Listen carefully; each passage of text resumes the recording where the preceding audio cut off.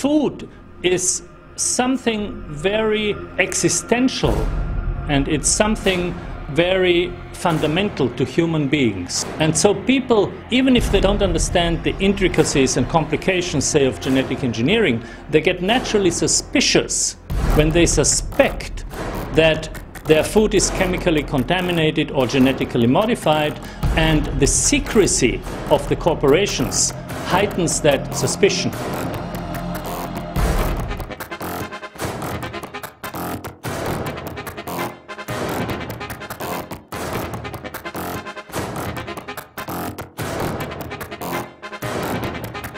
Farmers around the world are in trouble. Why are they in trouble? They're in trouble because there's too much food. There's too much, and it suppresses prices.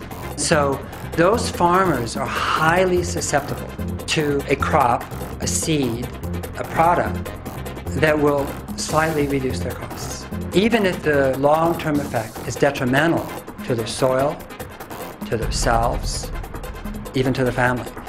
And you see it in India, you see it in America, you see it in Canada, you see it in Argentina.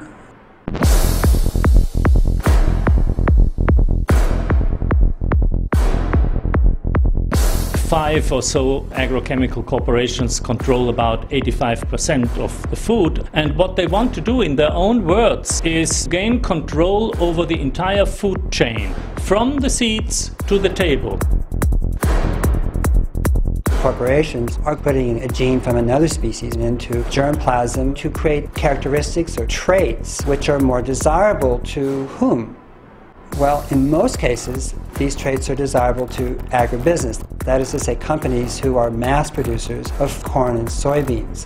Generally, mass producers of food that goes to cattle to make meat.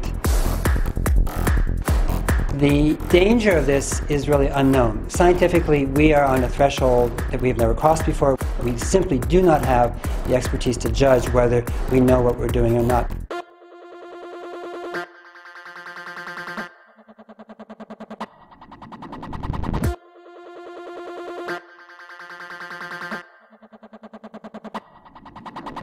Monsanto, one of the corporate giants in this field, engineered soybeans to make them resistant to a specific pesticide.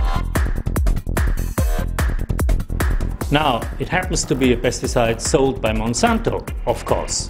It's called Roundup, so these soybeans are Roundup ready, as they say. The purpose is not to increase the yield of soybeans, the purpose is to sell more Roundup.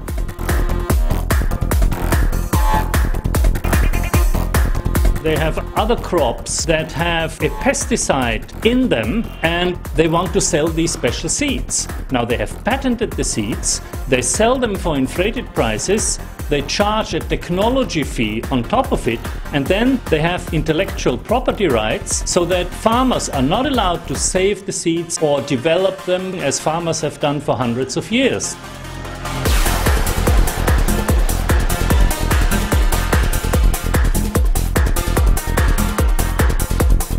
So they buy the seeds, but they don't own the seeds. They have a license to use it for 1 year. The next year they have to buy it again. So now they're just like somebody who's been enticed to use drugs and now has to form a relationship with their dealer, right? Who has the power in that situation? The dealer has the power.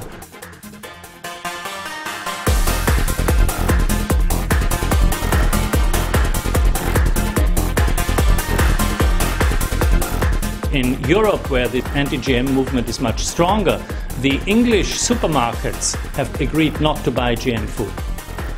So the industry now knows that neither Europe nor US is the place where they can keep this expansion on. And they're moving to Asia. And they're trying to push this technology on India by violating every rule under the sun, every environmental law that we have had, corrupting our scientific institutions, our government. And that's why I've sued them. I've got Monsanto in court, in the Supreme Court of India, because they're violating our laws. Hunger is not a technological problem. The world produces enough food. So you may ask, why are there so many hungry people? Well, they're hungry people because the food is not distributed to them, it is not offered to them. hunger is a problem of food being concentrated in the hands of the rich and powerful and poor people not having access to them. Well, GM food is going to perpetuate that. In fact, it's going to make it worse. It's going to increase poverty, it's going to increase hunger. So it is not a strategy to produce more food, it is a strategy to undermine small farmers' livelihoods, create ecological risks and create health risks. India can do without all this. Life has evolved for over 3 billion years, and there is a wisdom in the organization of natural living systems, of ecosystems, living organisms, that we should take to heart. We have never had a worldwide famine, and there's no reason to. But should we follow what these companies are proposing, it'd be very easy, because if the characteristics or if the traits in these seeds should fail catastrophically, they will fail worldwide.